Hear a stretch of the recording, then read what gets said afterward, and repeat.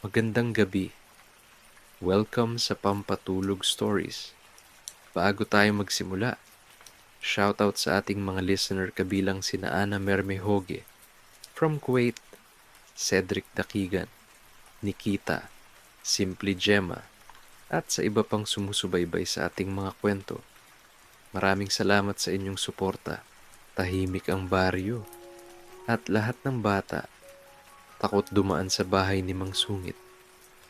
Kapag narinig ang paglangit-ngit ng kanyang gate, mabilis na nagsisitakbuhan ang mga bata, habang ang iba nagkukubli sa likod ng puno o tindahan. Dahil para sa kanila, si Mang Sungit ay parang bagyong ayaw lapitan, tahimik, malamig, at punong-puno ng galit. Pero isang araw, habang marahang umiihip ang hangin sa hapon, at unti-unting lumalambot ang kulay ng langit, may isang batang may dalang maliit na bag na dahan-dahang naglakad papunta sa kanyang gate. Wala siyang takot sa mga mata. Wala ring pag-aalinlangan sa kanyang mga hakbang. At sa harap ng matandang walang gustong lapitan, mahina itong ngumiti. Sabi ni Mama, "Ikaw daw ang lolo ko." At mula sa gabing iyon, unti-unting nagbago ang lumang bahay na matagal nang walang tawanan, walang ilaw, at walang dumadalaw.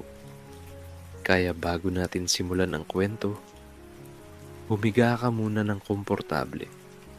Ipikit ng marahan ang iyong mga mata at hayaan mong dalhin ka ng mahinang hangin sa isang tahimik na baryo kung saan kahit ang pinakamalamig na puso ay kayang painitin ng isang munting ngiti.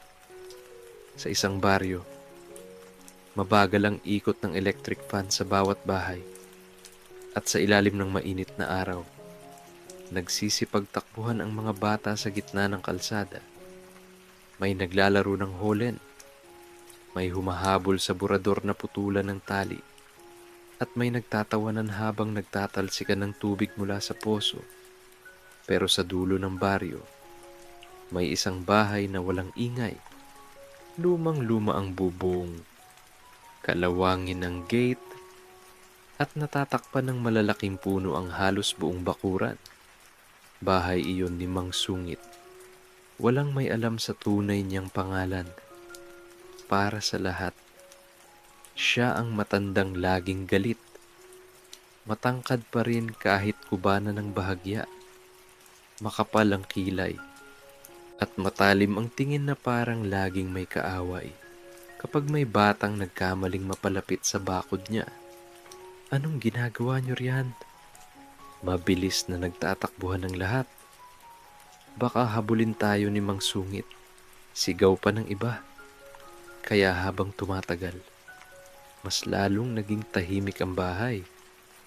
Mas lalong naging mailap ang matanda. May mga chismis tungkol sa kanya. Sabi ng ilan, dating sundalo raw. Sabi naman ng iba, nawalan daw ng pamilya sa sunog. At may ilan ding nagsasabing, galit siya sa mga bata, pero walang nakakaalam ng totoo. Dahil wala namang nagtangkang lumapit. Maliban sa isang bata, tahimik si Mika, 7 taong gulang, payat, maikling buhok, at laging may lumang bag na yakap-yakap. Hindi siya kasing kulit ng ibang bata.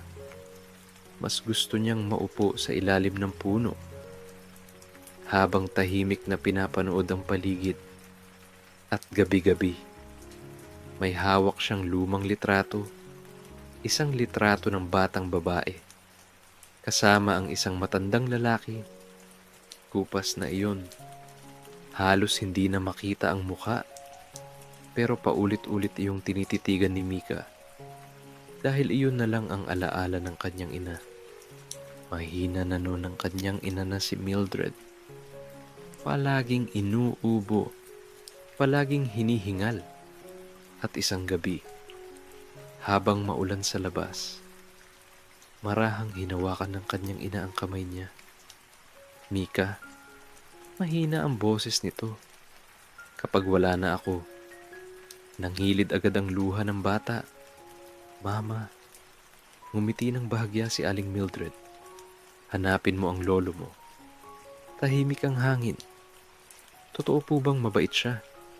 Pumikit sandali ang babae. Parang may alaalang pilit binabalikan. Mabuti siyang tao. Nasaktan lang. Pagkatapos noon, mas lalong lumakas ang ulan. At kinabukasan, tahimik nang nakahiga si Aling Mildred. Hindi na muling nagising. Ilang araw lumipas. Tahimik lang si Mika. Habang ang ibang bata ay naglalaro, nakaupo lang siya sa gilid ng daan. Yakap ang lumang bag at hawak ang kupas na litrato. Hanggang isang hapon, biglang tumahimik ang buong kalsada. May paparating. Dahan-dahang naglakad si Mang Sungit. Bit-bit ang lumang bayong, nakasimangot, at mabigat ang mga hakbang.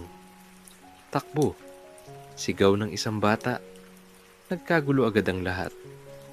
May nadapa, may naiwan ng tsinelas, at may nagtago sa likod ng tindahan. Pero sa gitna ng alikabok, may isang batang hindi gumalaw. Tahimik lang na nakatingin. Si Mika. Huminto si Mang Sungit. Dahan-dahang napatingin sa bata. Matalim ang tingin nito. Pero hindi umiwas si Mika. Parang may hinahanap siya sa mukha ng matanda.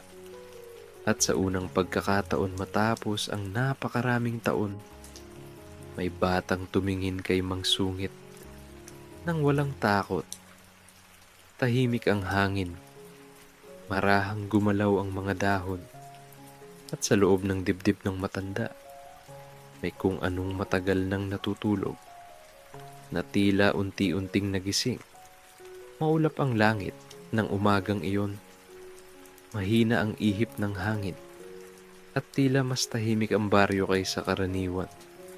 Sa dulo ng makitid na daan, dahan-dahang naglalakad si Mika. Bit-bit ang maliit niyang bag at sa loob noon, naroon ang lumang litrato. Naroon ang natitirang alaala ng kanyang ina. Tahimik lang siyang naglalakad habang ang mga tsinelas niya ay unti-unting nababasa ng putik hanggang makarating siya sa harap ng bahay ni Mang Sungit. Malaki pala talaga iyon kapag malapitan. Mas luma, mas madilim, at mas nakakatakot. Bahagyang gumalaw ang kalawangin nitong gate. King! Napalingon agad ang ilang kapitbahay. Aba, sino yang bata? Hindi ba si Mika yan? Saan pupunta?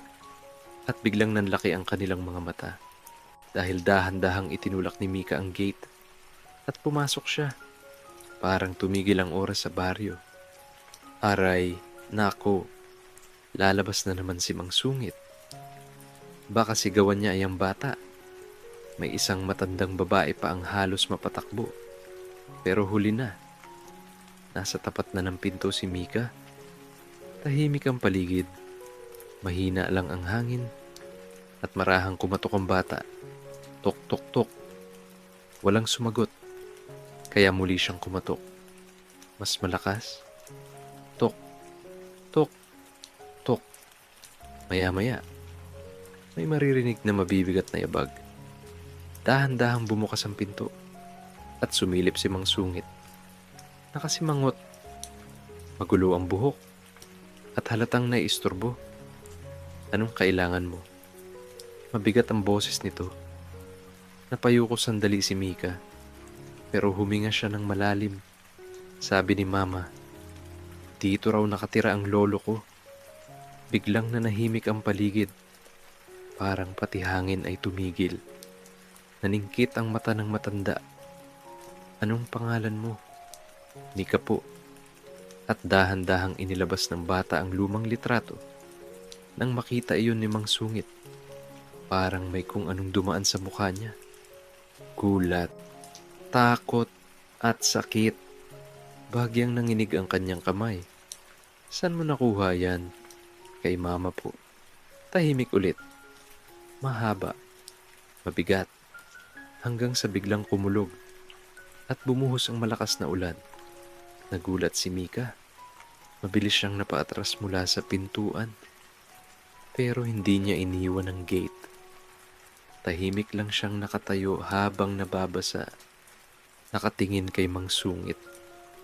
At si Mang Sungit, hindi rin makagalaw. Parang may bumabalik na alaalang matagal niyang ibinaon. Mama ko po si Mildred. Mahina pero malinaw ang boses ni Mika. At tila doon, biglang nabasag ang matigas na mukha ng matanda. Napapikit siya. Parang nahirapang huminga dahil iyon ang pangalang matagal na niyang hindi naririnig. Mildred, ang anak niyang umalis. Ang anak niyang hindi na nakabalik. Mas lalong lumakas ang ulan. Lumamig ang hangin at nanginginig na si Mika sa labas. Pero hindi pa rin siya umaalis. Pwede po bang dito muna ako? Tahimik. Mahaba at mabigat. Tumingin si Mang Sungit sa bata. Basang-basa, maliit, at halos manginig sa lamig. Pero pilit pa rin ngumumingiti. At sa unang pagkakataon matapos ang napakaraming taon, may batang tumawag sa kanya ng Lolo. Mahigpit na napahawak ang matanda sa gilid ng pinto. Parang may humihila sa dibdib niya. Galit, takot, pangungulila. Lahat sabay-sabay. Ako'y wala nang pamilya. Mahina niyang sabi. Pero sumagot agad si Mika. Meron pa po. Tahimik ang ulan. At sa gitna ng malamig na hapon, may isang pusong matagal nang nakakandado na unti-unting binubuksan ng isang maliit na ngiti. Makalipas ang ilang minuto, dahan-dahang umurong si Mang Sungit mula sa pinto. Hindi siya nagsalita, hindi rin ngumiti, pero iniwang bukas ang pintuan. Tahimik na napatingin si Mika roon at marahang pumasok. Habang sa labas, tahimik na nakasilip ang buong baryo. Hindi makapaniwala dahil sa unang pagkakataon, may batang nakapasok sa bahay na walang dumadalaw. Tahimik ang lumang bahay. Tanging patak lang ng ulan mula sa bubong ang maririnig. At sa isang sulok ng sala, mahigpit na yakap ni Mika ang maliit niyang bag. Hindi siya halos makagalaw. Parang natatakot na baka bigla siyang palabasin. Habang si Mang Sungit, tahimik lang na nakaupo sa lumang silya, nakatitig sa lumang litrato, sa kupas na mukha ng babaeng matagal na niyang hindi nakita. Si Mildred, mabigat ang hangin, parang bawat segundo may gustong sabihin, pero walang gustong maunang magsalita. Hanggang sa marahang tumunog ang tiyan ni Mika. Napatingin agad ang matanda. Namula ang pisngi ng bata. Pasensya na po. Tahimik na tumayo si Mang Sungit. Naglakad papunta sa kusina. At maya-maya, may inilapag siyang mainit na lugaw sa mesa. Hindi siya tumingin kay Mika. Maaga akong natutulog. Malamig niyang sabi. At bawal makulit. Mabilis na tumango si Mika. Opo, tahimik ulit. Pero habang kumakain ang bata, palihim siyang tinitingnan ng matanda. Payat, mahina kumain, at halos kapareho ng tingin ni Mildred noong bata pa. Napapikit sandali si Mang Sungit. Parang may masakit na humihiwa sa dibdib niya. Kinabukasan, maagang nagising si Mika. Tahimik ang bahay at tila walang buhay ang bawat sulok. May makapal na alikabok sa mga gamit. May sirang orasan sa dingding. At may mga lumang larawan na halos kupas na. Dahan-dahan siyang nagwalis, nagpunas ng mesa at inayos ang mga nakakalat na dyaryo. Hindi nagtagal, lumabas si Mang Sungit mula sa kanyang kwarto at agad siyang napahinto. Tahimik niyang pinagmamasdan si Mika. Hindi mo kailangang gawin yan. Mahina niyang sabi. Ngumiti si Mika. Mas maganda pong tingnan kapag malinis. Walang sagot ang matanda. Pero hindi rin niya pinigilan ng bata. Lumipas ang mga araw. Unti-unting nagkaroon ng ingay ang bahay.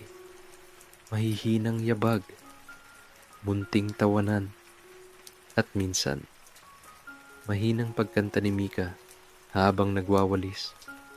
Hanggang isang hapon, habang naghahanap ng basahan si Mika, may napansin siyang maliit na pintuan sa ilalim ng hagdan. Bahagya itong nakabukas. Mausisan niyang itinulak iyon.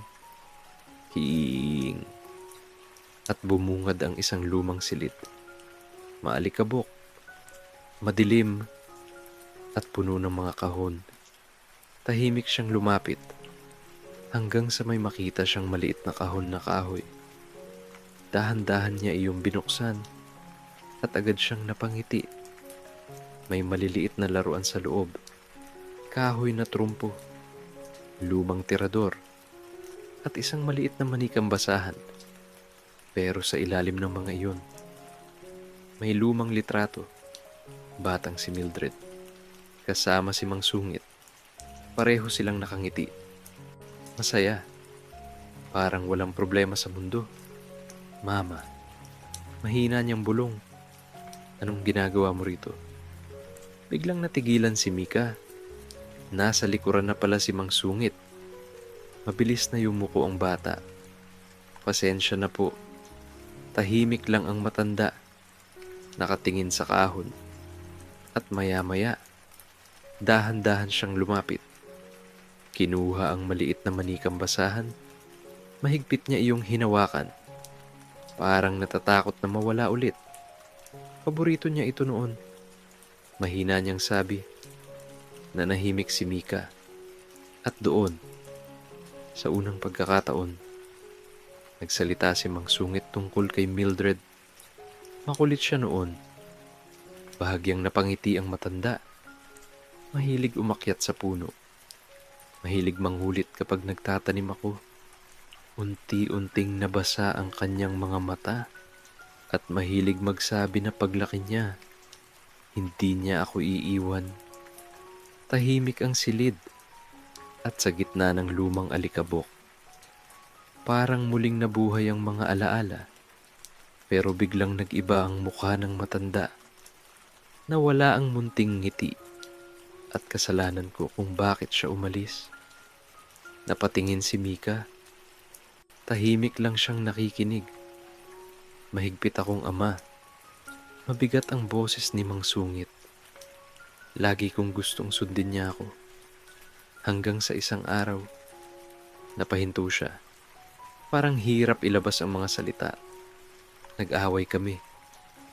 Mahina ang ulan sa labas at umalis siya. Tapos, hindi na bumalik.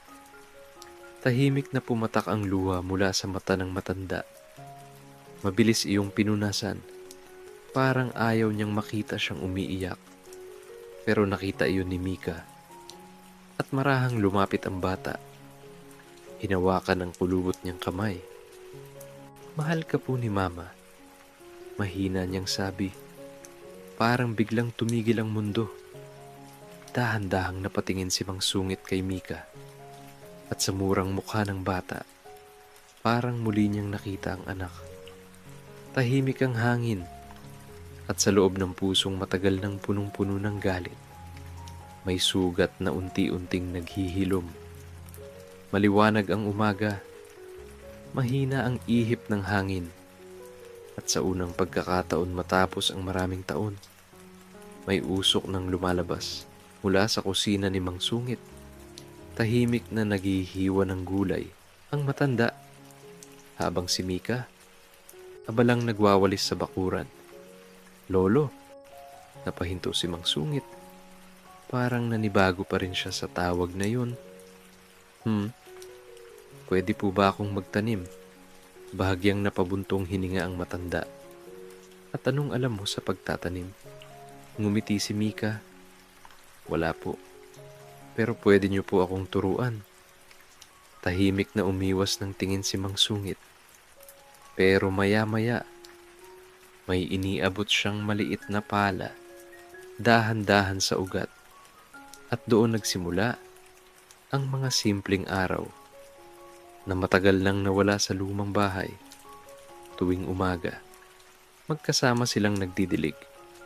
Tuwing tanghali, sabay silang kumakain. At tuwing hapon, nakaupo sila sa ilalim ng puno ng mangga. Tahimik, pero komportable. Minsan, gumagawa sila ng saranggula. At halos mapangiti ang buong baryo nang makita si Mang Sungit na tumatakbo habang hawak ang tali. Hindi yata si Mang Sungit, "Yan ah, tingnan mo." Ngumiti. Hindi makapaniwala ang mga tao. Dahil ang matandang dating kinatatakutan, unti-unti nang nagiging tao ulit. Pero isang hapon, biglang nagkagulo sa may ilog. May nalulunod. Si Toto. Nataranta ang mga tao. May batang naanod sa malalim na bahagi ng ilog. Nagsisisigaw ang lahat. Pero walang agad lumusong. Masyadong malakas ang agos. Hanggang sa biglang may tumakbo. Si Mang Sungit. Hindi siya nagdalawang isip. Diretso siyang tumalon sa ilog. Malakas ang agos. Madulas ang mga bato. Pero pilit niyang nilapitan ang bata. Tahimik ang paligid. Lahat nakatingin. Hanggang sa maya-maya, umahon siya. Karga si Toto. Umiiyak ang bata. Pero ligtas. Napalakpak ang ilan. May mga napaluha. At sa unang pagkakataon, hindi takot ang tingin ng baryo kay Mang Sungit, kundi paghanga. Hingal na hingal ang matanda, habang si Mika ay mabilis na yumakap sa kanya. "Lolo," mahigpit ang yakap ng bata. At doon, biglang nanginig ang balikat ni Mang Sungit. Tahimik siyang napaiyak. Hindi malakas, hindi dramatiko, kundi iyak ng taong matagal nagkunwaring matigas. Tahimik ang hangin, habang ang mga tao sa paligid, tahimik ding nakatingin. Dahil ngayon lang nila nakita na sa ilalim ng matalim na tingin, may pusong marunong ding magmahal. Kinagabihan, tahimik ulit ang bahay, pero iba na ang pakiramdam.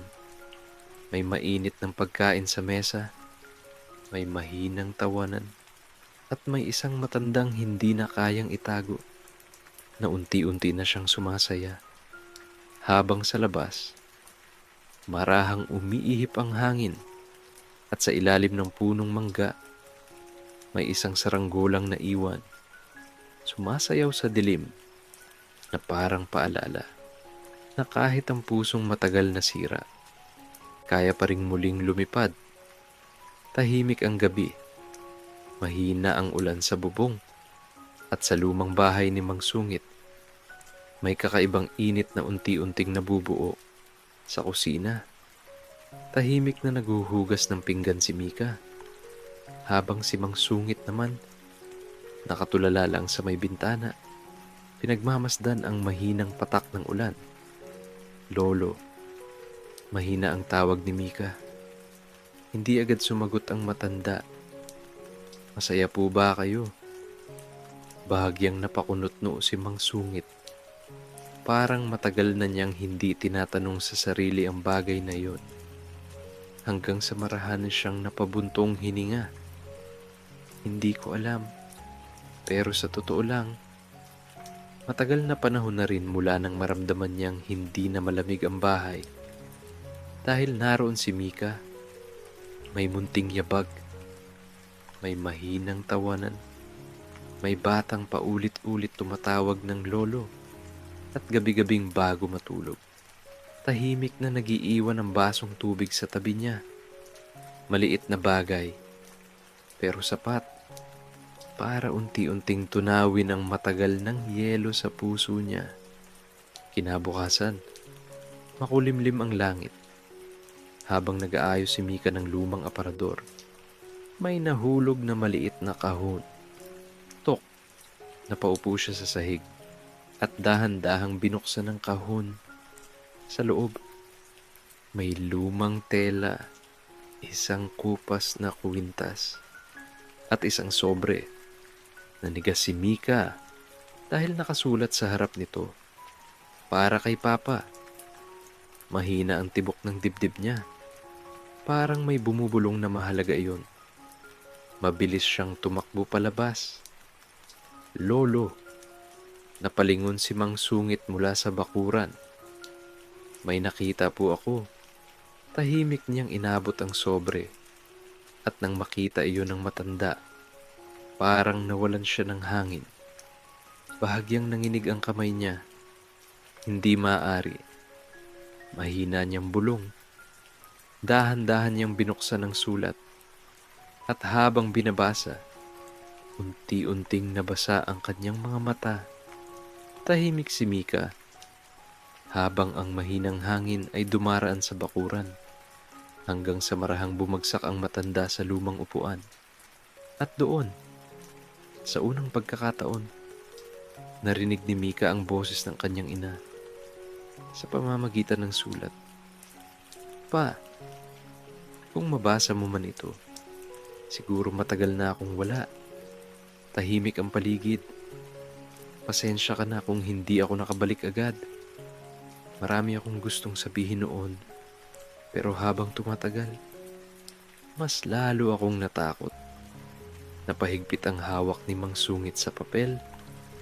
"Hindi ako galit sa'yo, Pa. At alam kong hindi ka rin tunay na masamang tao." Tahimik na pumatak ang luha ng matanda. "Namiss kita araw-araw, lalo na kapag umuulan. Naalala ko nung sabay tayong nagtatanim sa likod bahay." Napapikit si Mang Sungit at tila bumalik ang lahat ng alaala. Munting si Mildred. Nakangiti habang putik-putik ang paa. Habang tumatawa sa ilalim ng ulan. Gusto kong bumalik noon, pero nagkasakit ako. At habang lumalala, natakot akong makita mo ako sa ganoong kalagayan. Tahimik ang hangin, at sa bawat salitang binabasa, parang may matagal ng sugat na muling bumubukas. Pero may isang bagay akong hihilingin. Kapag dumating sa'yo si Mika, sana huwag mo siyang pabayaan. Napatingin si Mang Sungit kay Mika. Tahimik lang ang bata, pero puno ng pag-aalala ang mga mata. At sana mapatawad mo rin ako. Biglang napahinto si Mang Sungit dahil may isa pang bahagi sa sulat. Bahagyang gusot at tila minadaling isulat. "Pa, kung sakaling dumating ang lalaking nagngangalang Ben, mag-ingat kayo." Nanlamig ang paligid. Parang biglang bumigat ang hangin. Nagpapanggap siyang tumutulong, pero may hinahanap siya. At alam kong hindi siya titigil. Hindi makapagsalita si Mang Sungit. Sana huwag niyang makuha ang bagay na matagal kong itinago. At doon nagtapos ang sulat. Tahimik, pero mabigat. Mahabang sandali ang lumipas. Tanging hangin lang ang maririnig. Hanggang sa mahina niyang sinabi, "Buhay pa pala siyang matagal." May lungkot sa boses niya. At pagsisisi, hindi man lang niya ako nakita ulit. Tahimik na lumapit si Mika at marahang yumakap sa matanda. "Hindi po kayo iniwan ni Mama." Mahina niyang sabi. Hindi lang po siya nakabalik. Doon tuluyang napaiyak si Mang Sungit. Tahimik, mabigat, iyong iyak ng taong matagal nang kinain ng pagsisisi. Habang sa labas, unti-unting lumalakas ang hangin at sa madilim na bahagi ng baryo, may isang lalaking nakatayo sa may waiting shed. Tahimik, nakatingin sa direksyon ng bahay ni Mang Sungit. May hawak na lumang litrato at dahan-dahang ngumiti. Sa wakas, mahina niyang bulong. Nahanap din kita, maaga pa lang, pero makulimlim na ang langit. Mahina ang ihip ng hangin at tila may kakaibang bigat ang umaga. Tahimik na nagdidilig si Mika sa bakuran, habang si Mang Sungit ay nag-aayos ng mga lumang paso. Nang may marinig silang yabag, dahan-dahan, mabigat, napalingon si Mika. May lalaking papalapit, matangkad, nakaitim na jacket, at may malamig na tingin. Bahagya itong ngumiti. Magandang umaga. Hindi sumagot si Mang Sungit. Tahimik lang siyang nakatingin. Parang may masamang kutob. Ako si Ben. Mahina pero matigas ang boses nito. At agad nanlamig ang mukha ni Mang Sungit. Parang bumalik sa isip niya ang laman ng sulat. May kailangan ka? Diretsong tanong niya. Tumingin si Ben kay Mika. At siya siguro si Mika. Biglang lumapit si Mika kay Mang Sungit. Parang nakaramdam ng takot. Ngumiti si Ben. Pero malamig iyon. Matagal ko na kayong hinahanap. Tahimik ang hangin. At bakit? Tanong ni Mang Sungit. Dahan-dahang ipinasok ni Ben ang kamay sa bulsa. At dahil pamilya tayo, pero walang init sa kanyang boses. Walang lambing. Parang may ibang dahilan. Maya-maya, pumasok siya sa bahay. At habang nag-uusap sila, tahimik lang si Mika sa isang sulok. Nakikinig. Pinagmamasdan ng lalaki. Hanggang sa mapansin niyang paulit-ulit tumitingin si Ben sa lumang cabinet, sa mga drawer, at sa kisame. Parang may hinahanap. Kinagabihan. Tahimik ang bahay, pero hindi makatulog si Mika. May kakaiba kay Ben. Parang hindi siya mabuting tao. At habang iinom sana siya ng tubig, may narinig siyang mahihinang boses mula sa likod ng bahay. Dahan-dahan siyang lumapit at sumilip. Nasa labas si Ben. May kausap sa telepono. At sigurado ka bang nasa bahay pa ang dokumento? Tahimik si Mika. Nanlaki ang kanyang mga mata. Kapag nakuha ko iyon, mapapasakin na ang lupa. Nanlamig ang bata. Dahan-dahan siyang napaatras. Habang ang tibok ng puso niya ay palakas ng palakas.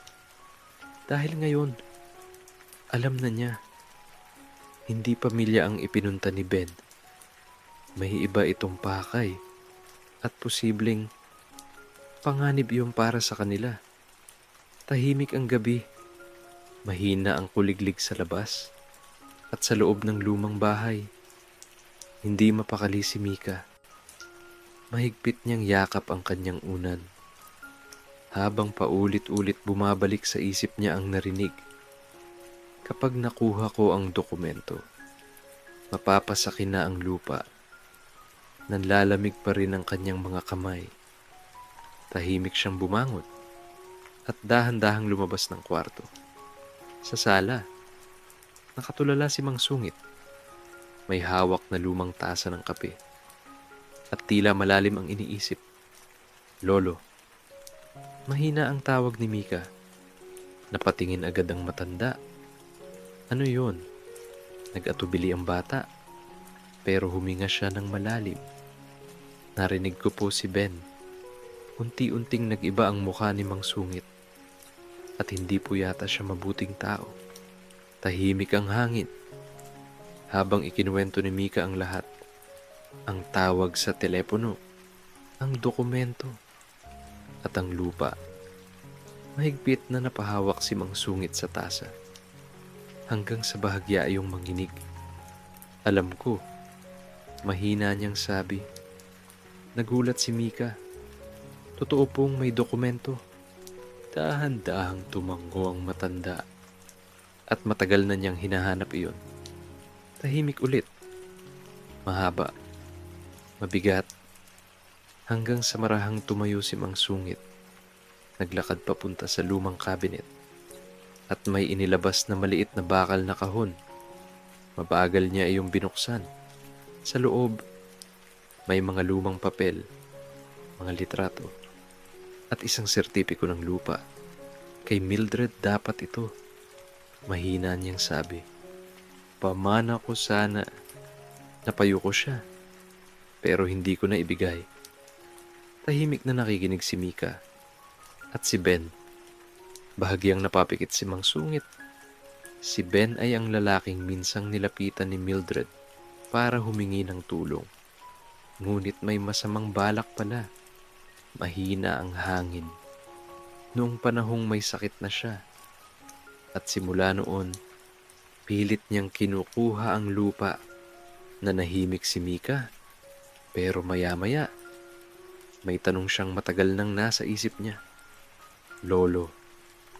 Huminto ang matanda. Totoo po bang apo niyo ako? Parang biglang bumigat ang buong bahay. Tahimik ang hangin. At tila pati ang orasan ay tumigil. Hindi agad nakasagot si Mang Sungit. Hanggang sa dahan-dahan siyang naupo. Punong-puno ng lungkot ang kanyang mga mata. Hindi. Mahina niyang sabi. Parang kutsilyong tumama sa katahimikan. Napayo ko si Mika. At hindi mo rin tunay na ina si Mildred. Dagdag pa ng matanda. Tumulong lang siya sa mama mo. Nanlaki ang mata ng bata. Bago mawala ang mama mo, pinakiusap niya kay Mildred na bantayan ka. At noong nagkasakit si Mildred, ikaw ang ipinadala niya rito. Tahimik ang paligid. At unti-unting nabasa ang mata ni Mika. Kaya, mahina niyang tanong, hindi niyo po ako apo. Walang sumagot agad. At sa unang pagkakataon matapos ang maraming araw, parang bumalik ang dating lamig ng bahay. Napapikit si Mang Sungit. Dahil iyon din ang tanong na kinatatakutan niya. Hindi niya kadugo si Mika. Hindi siya tunay na apo. Pero bakit? Bakit parang ayaw na niyang mawala ang bata? Tahimik na tumulo ang luha ni Mika. At akala ko po, may pamilya na ako. Parang may kung anong nadurog sa dibdib ng matanda. Bigla siyang lumapit. At mahigpit na niyakap ang bata. Huwag mong sabihin yan. Nanginginig ang boses niya. Hindi man kita apo sa dugo. Pero ikaw ang batang nagbalik ng katahimikan sa bahay na ito. Mas humigpit ang yakap niya. At ikaw lang, ang unang taong muling tumawag sa akin ng lolo. Tahimik na napaiyak si Mika, habang si Mang Sungit. Unti-unti ring nababasag ang natitirang pader sa puso niya. Sa labas, mahina ang hangin. Pero sa loob ng lumang bahay, may dalawang pusong takot muling maiwan na ngayon ay unti-unting natutong kumapit sa isa't isa. Makulimlim ang umaga, tahimik ang baryo, pero sa loob ng bahay ni Mang Sungit, may paparating na unos. Nakatayo si Ben sa sala, matalim ang tingin, at alam kong nasa inyo ang dokumento.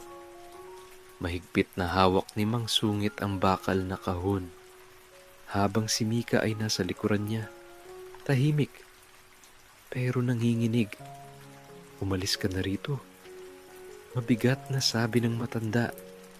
Ngumisi si Ben. At anong laban mo? Humakbang siya palapit. Pero bago pa man siya makalapit, biglang humarang si Mika. Huwag niyo pong saktan si Lolo. Tahimik ang paligid. At doon, parang may kung anong tuluyang nagising sa puso ni Mang Sungit. Hindi galit, hindi poot, kundi pagmamahal.